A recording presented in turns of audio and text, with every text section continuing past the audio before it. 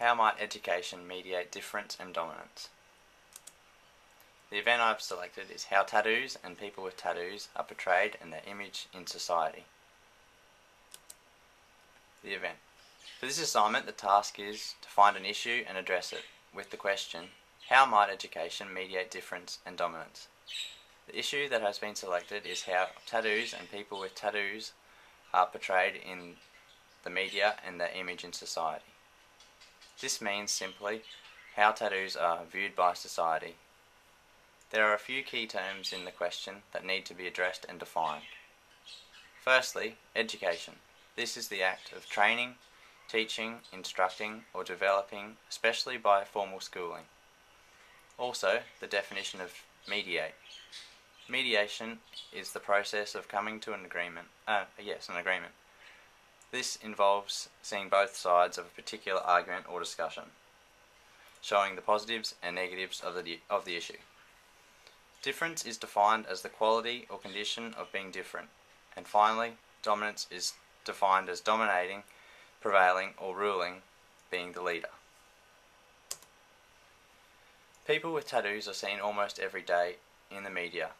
Their image in society is often discussed, and their image is often seen as a negative one. Not all tattoo people are bad people. Sports stars often have tattoos, and sports stars may be idols to children all around the world. By being a minority group, people with tattoos come under the title of different. To say someone or something is different is broken down to mean different from what we would normally expect. We as humans, consciously or subconsciously, are judgmental. It is in our nature. We look out and we see what we are not. Just because these people are different, this does not mean that they are worse people than those that are without tattooed bodies. Tattoos may also help show the identity of an individual. It makes the individual appear different from the rest of the population who are not tattooed. For someone with tattoos, they see what they don't have and see it as different. This may or not happen subconsciously. For some people who have tattoos, this is a significant reason for their tattoos, that is, to be different or unique. Ironically, the amount of people with tattoos today seems to say otherwise, perhaps making tattoos more accepted and more the norm. Along with our clothing styles, musical preferences, and our attitudes, tattoos appear not much more than superficial markers of an assumed identity. Mercer suggests that identity only becomes an issue when it is in crisis, meaning that when it is outside the norm, it may be perceived as wrong. This creates uncertainty and doubt amongst the majority groups. Australians arguably arrange their calendar around our sporting events, and this may happen subconsciously.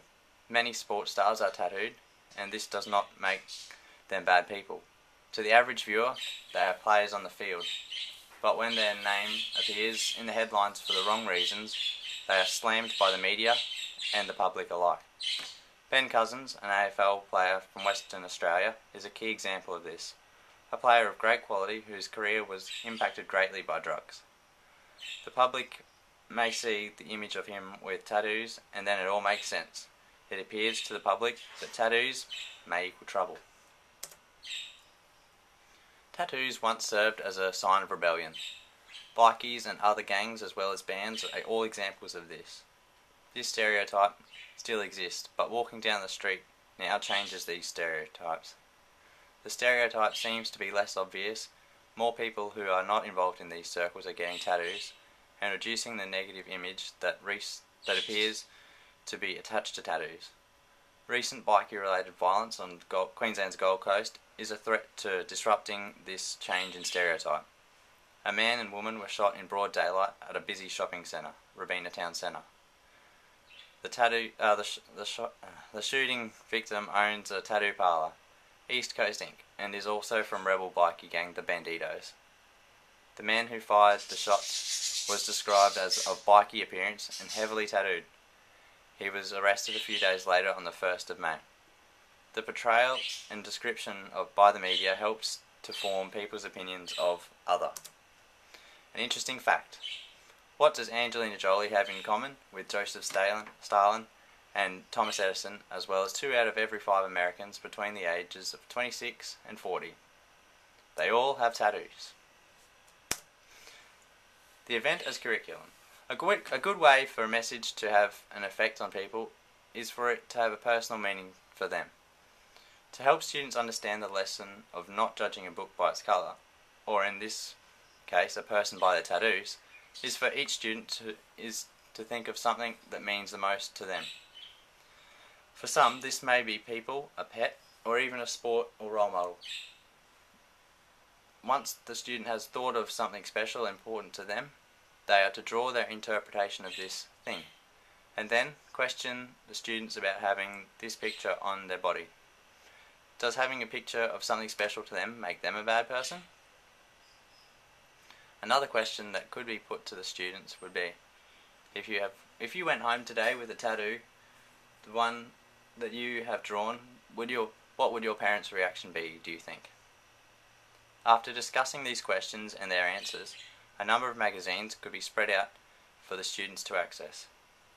Their task is to cut out examples of what they believe to be examples of positive and negative role models who have tattoos. The stimulus could be sporting magazines, newspapers, or magazines like Women's Day. Provide the students with a picture of David Beckham and ask them, who is this? For soccer fanatics, he is easily recognisable, and not only by his numerous tattoos, but by his celebrity image and success as a player on the field and as a role model off the field. Beckham is a family man and does work for the community. His charity work includes being a UNICEF Goodwill Ambassador. This is one of many reasons why he is idolised to so many people of all ages all around the world.